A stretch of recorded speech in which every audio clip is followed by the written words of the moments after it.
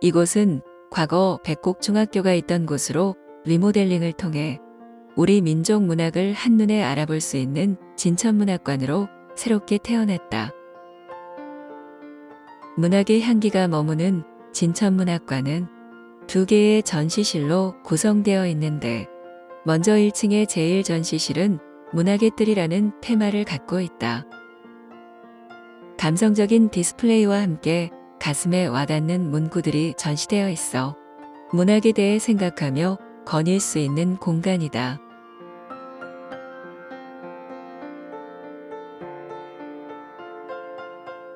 특히 충북의 대표 작가들을 만나볼 수 있다.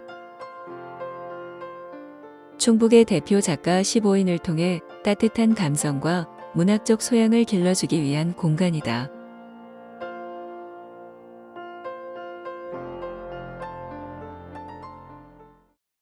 2층의 제2전시실은 문학의 숲이라는 테마를 갖고 있다. 이곳에서는 충북의 대표 작가 15인을 좀 더 자세히 만나볼 수 있다. 문학의 숲이라는 테마에 걸맞게 나무가 모여 숲을 이루듯 15인의 기둥들을 모아 문학의 숲으로 구성하였다. 충북을 대표하는 작가들의 삶과 철학, 작품 소개 등을 보며 문학의 향기에 빠져본다.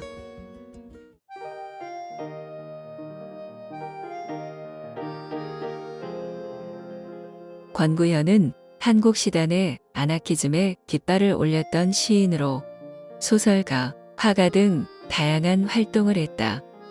동경 유학 시절 식민지 지식인의 고뇌로 아나키즘을 수용한 그는 우리나라 아나키즘의 첫 시집 흑방의 선물을 출간했다. 또한 아나키즘 예술단체를 창립하고 아나키스트 잡지를 발간하는 등 한국의 아나키즘 문학을 이끌었다. 권구현은 1932년 고향 영동으로 내려와 시, 소설, 동화, 수필, 사파 등 다양한 활동을 이어갔다. 특히 미술에 뛰어난 재능을 보여 개인전을 여러 차례 열었으며 미술평론도 다수 남겼다. 쌍계사에서 개인전을 열던 1938년 40세의 나이로 스스로 생을 마감했다.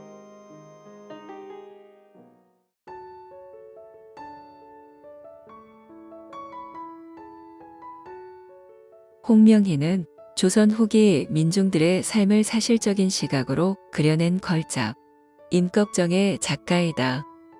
조선 3제로 불릴 만큼 뛰어난 문학적 재능을 드러내며 언론인, 사회운동가, 작가로서 탁월한 능력을 펼쳤다. 1928년 조선일보에 임꺽정을 연재하기 시작한 후 1940년 미완으로 중단하였다. 명종시대의 실존 인물이었던 임꺽정의 이야기를 허구화한 소설 임꺽정은 일제강점기 한국 역사소설의 새 지평을 연 대작이다. 반봉건적인 천민계층을 내세워 조선시대 서민들의 생활 양상을 총체적으로 그렸으며 방대한 어휘와 풍부한 토속어로 탁월한 사실주의적 표현을 구사했다는 점에서 주목받는다. 그는 1948년 남북연석회의 참가 이후 북에 남아 보수상으로 임명되었고 1968년 사망하였다.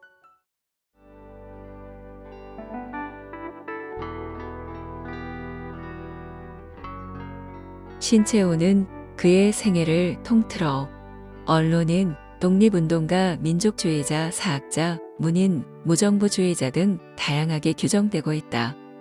그러나 문학의 입장에서 보면 사상과 철학을 지닌 소설가며 시인이며 뛰어난 논설을 쓴 평론가이다. 신채호의 문학이 민족문학, 민족혁명문학, 민족문학, 저항문학으로 규정되는 것은 그가 주체적 역사학자이며 행동으로 실천한 지식인이었음을 보여준다. 그의 작품은 조선시대와 근현대문학을 이어주는 교량적 역할로 신문학 형성에 선도적 역할을 했다. 을지문덕, 이순신전, 최도통전 등의 역사소설과 꿈하늘, 용과 용의 대격전 등은 민족사상을 작품화한 작업으로 보인다.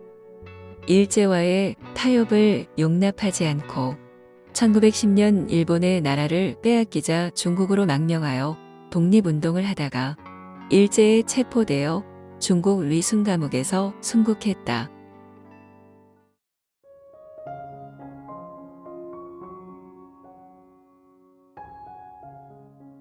신동문은 1950에서 60년대 독재 정권과 잘못된 사회에 저항하는 시를 남긴 시인이다. 1955년 한국일보의 봄 강물 가작 입선, 동아일보의 풍선기 중 한 편 입선, 1956년 대표작이라 할 수 있는 시 풍선기가 조선일보 신춘 문예에 당선되면서 전후 시단에 새바람을 일으켰다. 등단 이후 시단의 선두에서 수정화병에 꽂힌 현대시, 조건사초, 무제 등 강렬한 시로 현실을 고발하고 시대를 풍자하는 시풍을 개척했다. 독재 정권에 맞서다 여러 차례 구속되는 등 모진 고초를 당한 뒤 절필하고 충북 단양으로 내려가 농장을 경영하면서 침술로 무료 인수를 펴 신바이처란 별명으로 불렸다. 1993년 담도암으로 사망했으며 유언에 따라 장기를 기증하였다.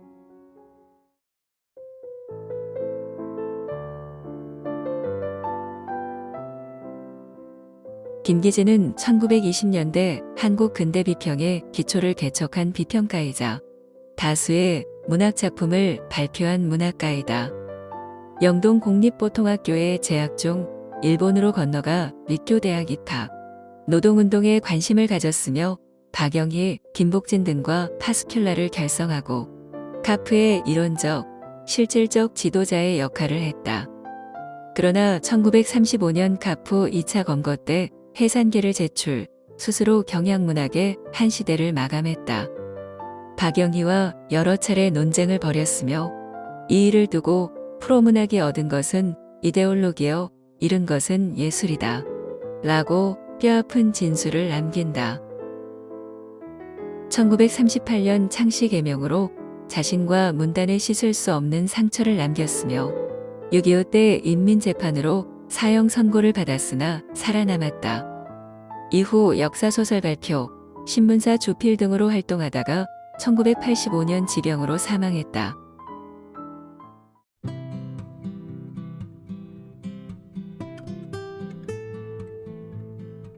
조명희는 민족주의적 극작가, 사실적인 시인, 현실 비판의식이 높은 프로소설가라는 뚜렷한 업적을 남긴 선구자로 희곡, 시, 소설 어느 분야에서도 소홀히 할 수 없는 문학가이다. 1923년 우리나라 최초 창작 희곡집인 김영일의 살을 펴냈고 1924년 우리나라 최초의 미발표 창작 시집 봄 잔디밭 위에를 펴냈으며 1927년에는 기념비적인 소설 낙동강을 발표했다. 일제의 탄압을 피해 러시아로 망명한 후에도 산문시 짓밟힌 고려 등 항일 작품을 계속 발표, 러시아의 한글 문학의 씨앗을 뿌렸으며 1938년 스탈린의 소수민족 탄압 정책에 의해 총살당한 뒤 1956년 무혐의로 복권되었다. 우즈베키스탄 수도인 타슈켄트에 조명희 거리가 만들어졌다.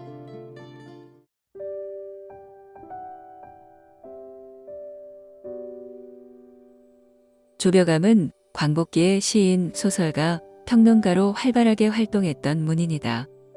어린 시절 삼촌이었던 조명희의 영향을 받고 자랐으며 정지용, 이무영, 이읍 등과 교류하며 문학적 역량을 키웠다. 1931년 소설 건식의 길, 시 향수를 발표하며 등단했다.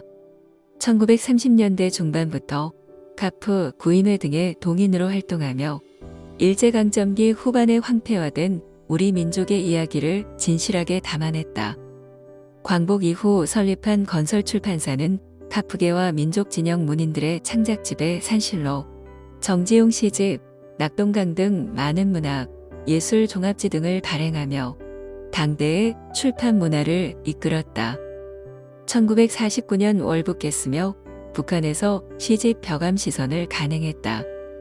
1985년 오랜 병환 끝에 사망했다는 짧은 보도가 신문에 실렸다.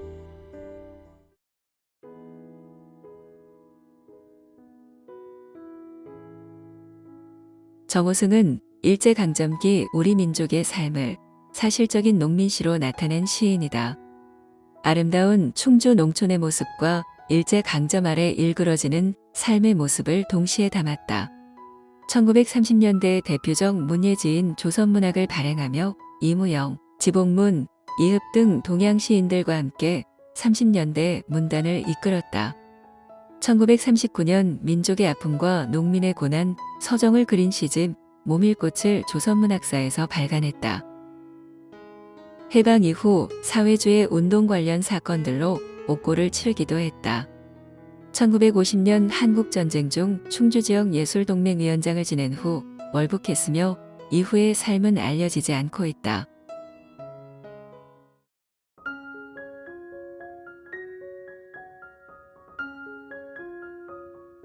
권태응은 독립운동가이며 농촌의 자연과 어린이를 사랑한 동요 시인이다. 제1고보 재학 중 친일 학생을 구타해 옥고를 치르고 와세다 대학교 시절에는 비밀단체 독서회 사건에 연루되어 도쿄 스카모 형무소에 수감된다. 이때 얻은 폐결핵으로 학교를 중퇴하고 고향으로 돌아와 열정적으로 문학에 매달린다. 야학을 열고 항일 사상을 강의했으며 소인극 등을 상연해 농민과 학생들의 화합을 유도하기도 했다. 권태응은 보고 듣고 생각하고 느낀 것을 동시로 써야 한다는 마음으로 세상을 떠날 때까지 자연과 아이들을 노래한 동요와 동시를 썼다. 1948년에 동요집 감자꽃을 펴낸 후 1951년 34세의 젊은 나이로 삶을 마감했다.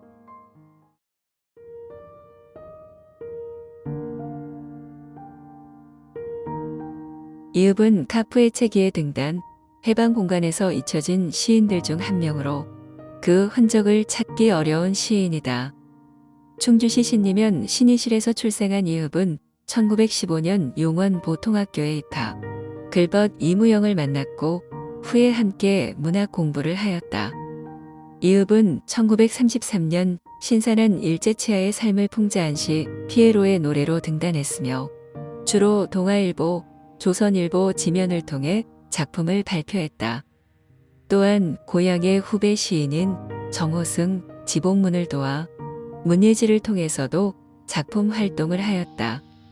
그의 작품들은 목적의식과 계급의식이 부족하다는 평가와 경향시단에서 보기 힘든 풍자미와 낭만적인 의식이 담겼다는 평가를 동시에 받고 있다.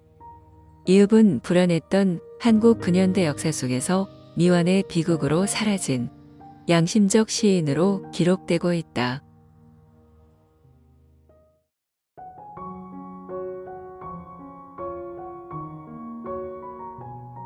홍구범은 혼란스럽던 광복기 1947년부터 1950년 전쟁이 일어나기 전까지 불과 2에서 3년 동안 마지막 햇살을 토해놓듯 독보적인 활동으로 작품을 남겨놓고 떠난 잊혔던 작가였다. 1947년 단편소설 봄이 오면 백민을 발표하면서 등단한 그는 1949년 모윤숙, 김동리, 조연현 등과 문예지 문예를 창간하고 본물이 터지듯 소설을 쏟아놓기 시작하면서 화제작 제조기로 명성을 얻는다. 그의 소설 배경은 농촌 도시 구분할 것 없이 민중계급을 다루며 리얼리즘이 특징이다. 5인 문인으로 활동하던 홍구범은 1950년 8월 13일 서울 해화동 로터리에서 보안서원에게 체포돼 조선문학가 동맹 가입서를 쓰고 석방됐다. 5에서 6일 후 다시 보안서원에게 불려가 그 길로 소식이 끊겼고 행방불명되었다.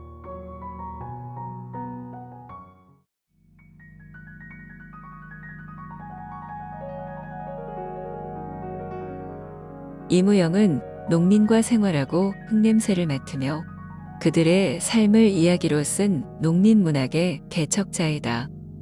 히문고를 거쳐 일본으로 유학, 가토다 케어의 집에서 기숙하며 작가 수업을 받았다. 1926년 의지 없는 영혼 출간을 시작으로 작품을 발표한 후 1933년 이흡 조벽암과 문학타임즈를 창간하지만 게재한 글이 문제가 되어 발행 금지를 당하게 되고 이름을 바꿔 조선문학을 창간 발행한다. 극예술연구회와 고인회 회원으로 왕성한 활동을 하던 이무영은 1940년대 중반 일본어로 소설을 발표하기도 한다.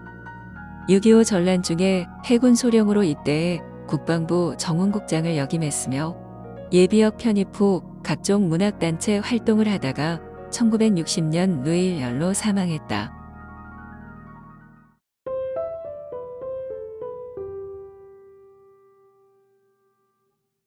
정지용은 한국 최초의 모더니스트로 불리며 주옥같은 시와 평론 등으로 한국 현대시의 바탕을 마련한 시인이다.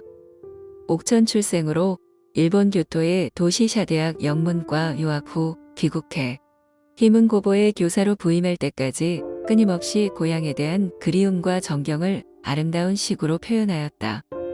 1926년 카페 프란스를 시작으로 대표작인 향수, 고향 등을 발표하였고 박용철, 김영랑 등과 시문학을 창간 순수시 운동에 물길을 태웠다. 선명한 심상과 절제된 시어로 언어의 연금술사로 불린다. 광복 이후 어지러운 정세 속에서 정치적 혼란을 겪었고 6.25 전쟁 이후 행방불명되었다. 이에 대해서는 여러 설이 있으나 확인되지 않고 있다.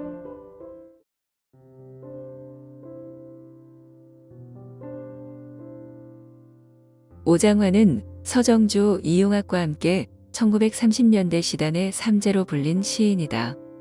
전통에 대한 거부, 퇴폐 및 향토적 서정성까지 낭만과 열정으로 아름다운 시에 꽃을 피워냈다. 오장환은 히문고보 재학 당시 교사였던 정지용을 만나 시를 배우면서 16세의 나이에 목욕한 조선문학으로 문단에 데뷔했다. 시인 불학, 낭만, 자오선 등의 동인으로 활동하며 성벽, 헌사 시집을 간행한다. 1945년 조선문학가 동맹에 가입하여 활발한 작품 활동을 하며 시집 병든 서울, 나 사는 곳을 간행한다. 1947년 미 소공동위원회를 지지하다가 테러를 당하고 남포를 거쳐 모스크바 볼킴 병원에 입원했다가 귀국한 뒤 소련 기행 시집 붉은 길을 펴내고 1951년 지병인 신장병으로 34세의 짧은 생애를 마감했다.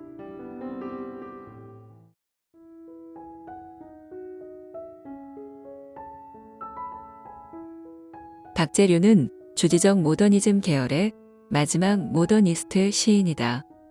괴테, 셀리, 보들레르에 심취하며 1930년 조선지광의 풍경 점점점, 1931년 신여성의 산문시 미스 아로의 풍선구, 월광국, 외로운 전망 등 집중적으로 시를 발표하면서 등단한다.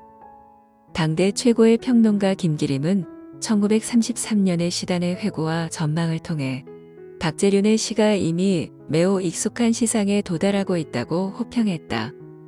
그러나 1940년 잠 오지 않는 밤의 노래 5편의 시를 마지막으로 58년까지 절필을 한다. 식민지 시대의 막바지 우리말, 우리 글을 더 이상 쓸 수 없고 일본의 군국주의가 극에 달했던 시기에 붓을 놓은 것이다. 1959년 고향으로 내려와 중고등학교 교사, 교장 등을 거치며 시작 활동을 재개하고 다수의 시집을 출간했으며 2001년 사망했다. 문학은 사람과 사람을, 과거와 현재를 이어주는 무지개이며 소통의 창구로 우리의 삶을 더욱 풍요롭게 만들어준다. 문학의 향기가 머무는 곳. 진천 문학관은 공간은 작지만 큰 문학 세계를 담고 있어 잔잔한 감동이 있는 곳이다.